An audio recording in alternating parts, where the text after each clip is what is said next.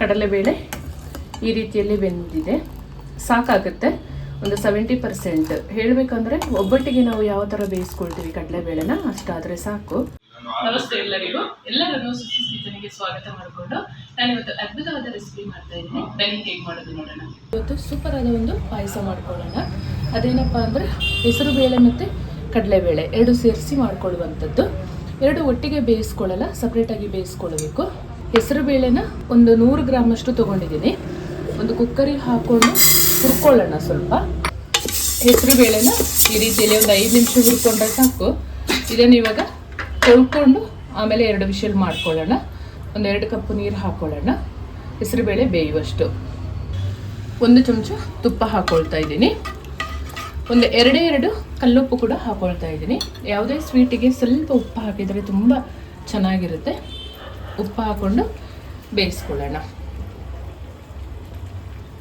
ಕಡಲೆಬೇಳೆನ ಚೆನ್ನಾಗಿ ತೊಳ್ಕೊಂಡು ಇದನ್ನು ಸಪ್ರೇಟ್ ಒಲೆಯಲ್ಲಿಟ್ಟು ಬೇಯಿಸ್ಕೊಳ್ಳೋಣ. ಒಂದು 70% ಬೆಂದರೆ ಸಾಕಾಗುತ್ತೆ. ಆಮೇಲೆ ಪಾಯಸದೊಳಗೆ ಮಿಕ್ಸ್ ಮಾಡುವಾಗ ಅದು ಬೇಯುತ್ತೆ, ತುಂಬ ಚೆನ್ನಾಗಿರುತ್ತೆ ಅದು ಬಾಯಿಗೆ ಸಿಗುವಾಗ. ಕಡಲೆಬೇಳೆ ಬೇಯಿಸ್ಕೊಳ್ಳೋಗ ಒಂದೇ ಒಂದು ಚಿಟಿಕೆಯಷ್ಟು ಅರಿಶಿನ ಹಾಕ್ಕೊಳ್ಳೋಣ. ಬೆಲ್ಲನ ಒಂದು ಪಾತ್ರೆಗೆ ಹಾಕಿ ಕರಗಿಸ್ಕೊಳ್ಳೋಣ.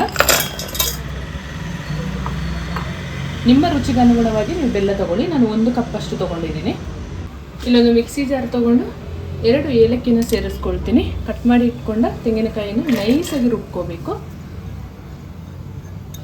ಮತ್ತು ಒಂದು 2 ಟೇಬಲ್ ಸ್ಪೂನ್ ಅಷ್ಟು ಗೋಡಂಬಿ ಮತ್ತು ಬಾದಾಮಿ ಕಟ್ ಮಾಡಿ ಹಾಕ್ಕೊಂಡಿದ್ದೀನಿ. ಮತ್ತು ಕುಂಬಳಕಾಯಿ ಬೀಜ ಒಂದು 2 ಟೇಬಲ್ ಸ್ಪೂನ್ ಅಷ್ಟಿದೆ. ಇದನ್ನು ಹಾಕಿ ನೈಸಾಗಿ ರುಬ್ಕೊಳ್ಳೋಣ. ಇದು ತುಂಬ ಚೆನ್ನಾಗಾಗುತ್ತೆ ಈ ಥರ ರುಬ್ಬಿ ಹಾಕಿದರೆ ಗೋಡಂಬಿಯನ್ನು. ಈ ಹದದಲ್ಲಿ ನೈಸಾಗಿ ರುಬ್ಕೋಬೇಕು. ಹೆಸರುಬೇಳೆ ಚೆಂದ ಬೆಂದಿದೆ. ಈ ಹದದಲ್ಲಿ ನೋಡ್ಬೋದು ನೀವು. ಚೆಂದ ಒಮ್ಮೆ ಈ ಥರ ಮಿಕ್ಸ್ ಮಾಡ್ಕೊಳ್ಳೋಣ. ಈ ರೀತಿಯಲ್ಲಿ ಬೇಯಿಸ್ಕೊಳ್ಬೇಕು.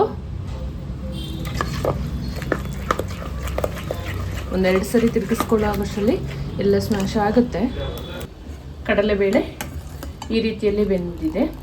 ಸಾಕಾಗುತ್ತೆ ಒಂದು 70%. ಹೇಳಬೇಕಂದ್ರೆ ಒಬ್ಬಟ್ಟಿಗೆ ನಾವು ಯಾವ ಥರ ಬೇಯಿಸ್ಕೊಳ್ತೀವಿ ಕಡಲೆಬೇಳೆನ ಅಷ್ಟಾದರೆ ಸಾಕು. ಇವಾಗ ಸ್ಟವ್ ಆಫ್ ಮಾಡಿಕೊಂಡು ಪಾಯಸ ಮಾಡ್ಕೊಳ್ಳೋಣ. ಅಗಲವಾದ ಪಾತ್ರೆಗೆ ಹಾಕ್ಕೊಳ್ಳೋಣ. ಇದನ್ನು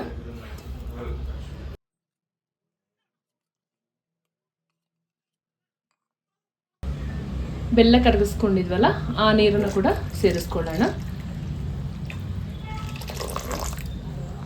ಇಲ್ಲೇ ಚಂದ ಮಿಕ್ಸ್ ಮಾಡ್ಕೊಳ್ಳೋಣ. ಬೆಲ್ಲ ಮತ್ತು ಈ ಹೆಸರು ಬೇಳೆ ಏನು ಬೇಯಿಸ್ಕೊಂಡಿದ್ದೀವಿ ಅದು ಹೊಂದಾಣಿಕೆ ಆದ ಮೇಲೆ ನಾವು ಏನು ರುಬ್ಬಿಟ್ಕೊಂಡಿದ್ದೀವಿ ಮತ್ತು ಕಡಲೆಬೇಳೆ ಬೇಯಿಸಿಟ್ಕೊಂಡಿದ್ದೀವಲ್ಲ ಅದನ್ನು ಸೇರಿಸ್ಕೊಂಡ್ರೆ ಆಯಿತು. ಅಷ್ಟು ಅದ್ಭುತವಾದ ರುಚಿ ಇರುತ್ತೆ ಮಾತ್ರ. ಒಂದ್ಸಲ ಟ್ರೈ ಮಾಡಿ ನೀವು.